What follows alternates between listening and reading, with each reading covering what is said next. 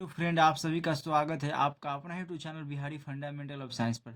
तो आज के इस क्लास में मैं आप सभी को क्लास ट्वेल्थ केमिस्ट्री का ऐसे 60 इंपॉर्टेंट क्वेश्चन बताएंगे जो कि आपके एग्जाम में 100% लड़ेगा और फाइनल एग्जाम के लिए है। तो आप लोग इस वीडियो को मत छोड़ के जाइएगा ना, तो आप लोग को बाद में पछताना पड़ेगा और आपके एग्जाम के बाद आप लोग को प्रूफ भी दिखाएंगे कि इसमें से कितना क्वेश्चन लड़ा है। तो आप लोग वीडियो को शुरू से अंतिम तक देखिएगा और जितना क्वेश्चन बताएंगे उसको आप लोग कॉपी में नोट कर लीजिएगा और आप लोग को आराम से पूरा कोई याद कर लेना। इससे बाहर एक भी क्वेश्चन आप लोग को देखने वाला नहीं मिलेगा, 2 नंबर वाला हो या 5 नंबर वाला। तो आप लोग को इस वीडियो से मात्र 35 नंबर कंप्लीट हो जाएगा। और इसका पीडीएफ लेना चाहते हैं या गेस क्वेश्चन का, तो आप लोग इस नंबर पर कॉन्टैक्ट करेंगे 62 023 38 462। तो आप लोग को पीडीएफ नोट्स का दे दिया जाएगा और आप लोग से 1 रुपया भी नहीं लिया जाएगा और इसी में से लड़ेगा। 100% गारंटी लेते हैं और ओनली कितना आप लोग को ओनली 60 क्वेश्चन देंगे, ओनली 60 क्वेश्चन। तो आप लोग 60 को कर लीजिएगा। तो चलिए पहला क्वेश्चन है, प्रासरणी दाब से आप क्या समझते हैं। क्वेश्चन है जो काफी ज्यादा इंपॉर्टेंट है और काफी बार रिपीट किया गया है। सेकेंड नंबर है, आदर्श और अनादर्श घोल को समझाए या व्याख्या करे या दोनों में अंतर लिखे, ऐसे ही पूछ सकता है। उसके बाद प्राथमिक सेल से आप क्या समझते हैं, इसको कर लीजिएगा। उसके बाद अभिक्रिया की कोटि से आप क्या समझते हैं, ताप बढ़ने पर भौतिक अधिष्ठान घट जाता है। एक क्वेश्चन है जो मॉडल पेपर में पूछा है, तो ये भी क्वेश्चन चांस बनता है कि 2026 में पूछ सकता है। उसके बाद मानक इलेक्ट्रोड विभव की परिभाषा लिखे, ये भी क्वेश्चन मॉडल पेपर में पूछा गया। उसके बाद कार्बोकटायन क्या है, व्याख्या करें। HF और HCl में परवल कौन है और क्यों। उसके बाद टिंडल प्रभाव क्या है, व्याख्या करें। अक्रिय गैस की संयोजकता शून्य क्यों होती है। रावादार क्रिस्टल ठोस है। उसके बाद क्रिस्टल और क्रिस्टल में अंतर लिखे, इसको कर लीजिए। उसके बाद आता है संयोजक सह संयोजक क्रिस्टल क्या है, या उसके बाद ही इकाई सेल क्या है, शॉर्टकी दोष और फ्रेंकल दोष में अंतर लिखे या दोनों में अंतर बताए या दोनों को क्या है समझाए। उसके बाद आएगा प्राशन और विसरण में अंतर लिखे। उसके बाद प्रबल और दुर्बल विद्युत अपघट्य क्या है। ये सब क्वेश्चन है जो काफी बार रिपीट किया गया है। तो आप लोग इस सभी क्वेश्चन को ध्यान दीजिए और इस सभी क्वेश्चन को आप लोग बढ़िया से कॉपी में नोट करके और इसको याद जरूर कर लीजिएगा।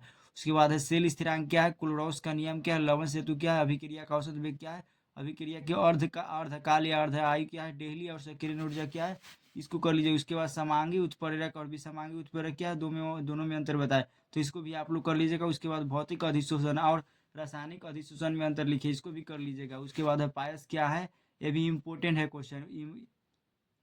एंजाइम उत्प्रेरक क्या है, ये भी क्वेश्चन है जो काफी बार रिपीट किया गया है। तो इसे ऐसे ऐसे क्वेश्चन लेके आए हैं जो आपके एग्जाम में इसी टाइप का इसी में से लड़ेगा आपकी, इसे एक भी बाहर 2 नंबर वाला नहीं पूछेगा।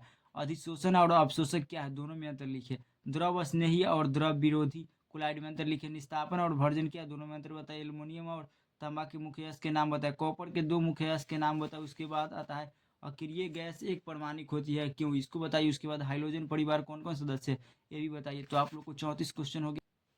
उसके बाद 35 नंबर क्वेश्चन है, अमोनिया NH3 का क्वथनांक pH3 से ज़्यादा होता है क्यों, ये क्वेश्चन इंपॉर्टेंट है। उसके बाद H2O उदासीन है जबकि H2S अम्ल है क्यों, 2014 में पूछा है, 17 में पूछा है। तो इसको भी आप लोग कर लीजिएगा। H3PO3 एक हाइफ्रोटिक अम्ल है, हाइफ्रोटिक अम्ल है क्यों, इसको कर लीजिए। उसके बाद उदासीन जोड़ी प्रभाव क्या है, इसको भी। उसके बाद अम्ल वर्षा से आप क्या समझते हैं, ये भी इंपॉर्टेंट क्वेश्चन है, 2 नंबर वाला समय पूछता है। अक्रिय गैस में केवल जेनॉन ही सही रासायनिक यौगिक बनाता है क्यों, इसको कर लीजिएगा। उसके बाद H3PO3 में फास्फोरस की ऑक्सीकरण संख्या क्या, इसको भी कर लीजिएगा। उसके बाद आता है H3PO3 अपकारक एवं अपकारक दोनों के जैसा व्यवहार करता है क्यों, इसको कर लीजिए। उसके बाद व्याख्या करें। H2S तरल है परंतु H गैस है। उसके बाद संक्रमण तत्व रंगीन यौगिक बनाते हैं क्यों, इसको भी कर लीजिएगा। उसके बाद आता है द्विक लवण से आप क्या समझते हैं, उस उदाहरण द्वारा समझाए। जटिल लवण और द्विक लवण में अंतर बताए। अल्कोहल और फिनॉल में अंतर बताए। फिनॉल अल्कोहल से अधिक अम्लीय है क्यों, इसको कर लीजिए। उसके बाद आता है क्वथनांक उन्नयन और हिमांक अवनमन से आप क्या समझते हैं। उसके बाद परासरण और विसरण में अंतर लिखिए, इसको भी कर लीजिएगा। उसके बाद अपमार्जक क्या उदाहरण दे।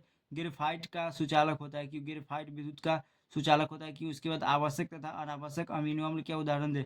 उत्कृष्ट गैस क्या है, किन उन्हें किस आवर्त में रखा गया है, तो ये सभी क्वेश्चन आप लोग कर लीजिएगा।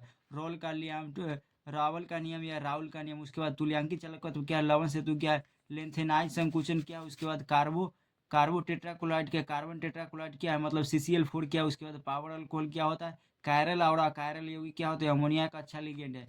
अमोनिया की तुलना में फास्फिन का क्वथनांक कम होता है क्यों, इसको कर लीजिए। उसके बाद पारासीटामोल क्या है और टिक्चर आयोडीन का उपयोग बताइए। उसके बाद बेकालाइट के गुण व उपयोग को बताइए और प्रकृति रबर के उपयोग को बताइए।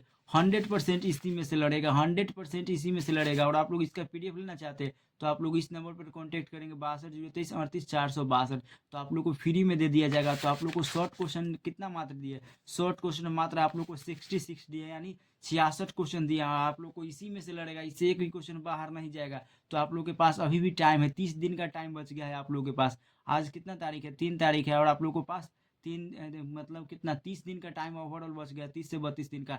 तो आप लोग इस सभी क्वेश्चन को 10-10 को कर करके याद कर लीजिएगा कॉपी में नोट करके। तो आपके एग्जाम में कोई दिक्कत नहीं होगा, और 100% गारंटी है कि इसी में से आएगा, नहीं तो आपको पछताना पड़ेगा, बाद में प्रूफ दिखाएंगे इसका। तो उसके बाद रिएक्शन वाला क्वेश्चन आता है, रिएक्शन वाला भी क्वेश्चन आता है। तो रिएक्शन वाला मात्र आप लोग को 10 को कर लेना है। पहला आयोडोफॉर्म या अभिक्रिया क्या है, आयोडोफॉर्म अभिक्रिया क्या है, इसको कर लीजिएगा। उसके बाद सेंडमेयर अभिक्रिया क्या है, इसको कर लीजिएगा। उसके बाद कोल्वे अभिक्रिया क्या है, इसको कर लीजिएगा। उसके बाद हुंसडीकर अभिक्रिया क्या है, उसके बाद कार्बिल एमीन अभिक्रिया क्या है, केनिजारो अभिक्रिया क्या है, रीमन टीमन अभिक्रिया क्या है, बुर्ज अभिक्रिया क्या है, फ्रैकलैंड अभिक्रिया क्या है, उसके बाद फिनाक्लिस्टीन अभिक्रिया क्या है। तो आप लोग को मात्र कितना 10 गो दिए रिएक्शन वाला, और इसी में से आएगा आप लोग को। और आप लोग को इसका अगर किसी भी सब्जेक्ट का PDF लेना चाहते हैं तो आप लोग इस पर कॉन्टेक्ट करेंगे तो PDF नोट्स फ्री में दे दिया जाएगा, और आप लोग से 1 रुपया भी चार्ज नहीं लिया जाता है।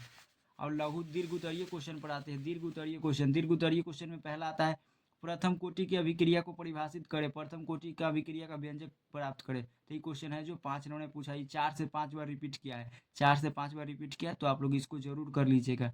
उसके बाद है परासरण दाब को परिभाषित करे, सिद्ध करे कि परासरणी दाब एक अनुषंगी गुणधर्म है। तो ये भी क्वेश्चन है जो 5 नंबर में पूछा गया है, 2 से 3 बार रिपीट किया है। तो आप लोग इसको जरूर करिए। उसके बाद अल्युमिनियम का 2 मुख्य अयस्क का नाम लिखिए, और बॉक्साइट अयस्कों से निष्कर्षण का सिद्धांत।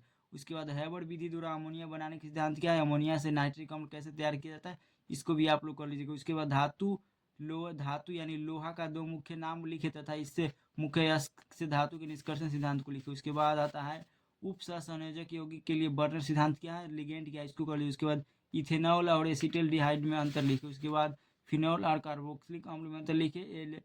एल्डिहाइड और कीटोन के बीच अंतर लिखिए। उसके बाद फॉर्मिक अम्ल और एसिटिक अम्ल में अंतर लिखिए। तो इतना कर लीजिएगा। उसके बाद पायस क्या है, और इसका एक और क्वेश्चन बच गया आप लोग के लिए, और एक यह है क्वेश्चन, यह देख लीजिए आप लोग। अभिक्रिया के वेग से आप क्या समझते हैं, अभिक्रिया का वेग किन किन बातों पर निर्भर करता है, इसको भी कर लीजिए। उसके बाद गंध कामल उत्पादन की संपर्क विधि का सिद्धांत लिखे। संक्रमण तत्वों की यौगिक अणुचुंबकीय व रंगीन होते हैं, व्याख्या करें। H2S सल्फर डाइऑक्साइड निम्नलिखित में अम्लीय घोल से किस प्रकार अभिक्रिया करता है, KMnO2 इसी और K2Cr2। तो इतना ही आप लोग को कर लेना है। तो कैसा लगा यह वीडियो आप लोग कमेंट करके जरूर बताइएगा। अगला किस टॉपिक पर आप लोग वीडियो चाहते हैं, अगला फिजिक्स केमिस्ट्री बायोलॉजी। अगर आप लोग को कोई भी सब्जेक्ट में दिक्कत हो रहा है तो आप लोग पर्सनली नंबर आप लोग को दे रहे हैं, आप लोग इस नंबर पर कॉन्टैक्ट करेंगे। आप लोग इस नंबर को नोट कर लीजिए 62 023 38 462, इस पर कॉन्टैक्ट करेंगे तो आप लोग को PDF नोट्स दे दिया जाएगा। और आप लोगों के लिए गेस्ट क्वेश्चन बनाया जा रहा है। आप लोग देखिए कितना ज़्यादा गेस्ट क्वेश्चन बना रहे हैं आप लोगों के लिए, गेस्ट क्वेश्चन आप लोगों के लिए बनाया जा रहा है, इतना सारा गेस्ट क्वेश्चन बनाया जा रहा है। तो ऐसा क्वेश्चन आप लोगों को मिलेगा। तो आप लोग हमको केवल सपोर्ट करिए, आप लोग केवल चैनल को सब्सक्राइब करिए, और जल्दी से जल्दी आप लोग चैनल पर भी ध्यान दीजिए, और चैनल को 1000 सब्सक्राइब कंप्लीट करवा दीजिए, और वीडियो को लाइक कर दीजिए। तब तक के लिए जय हिंद, वंदे मातरम।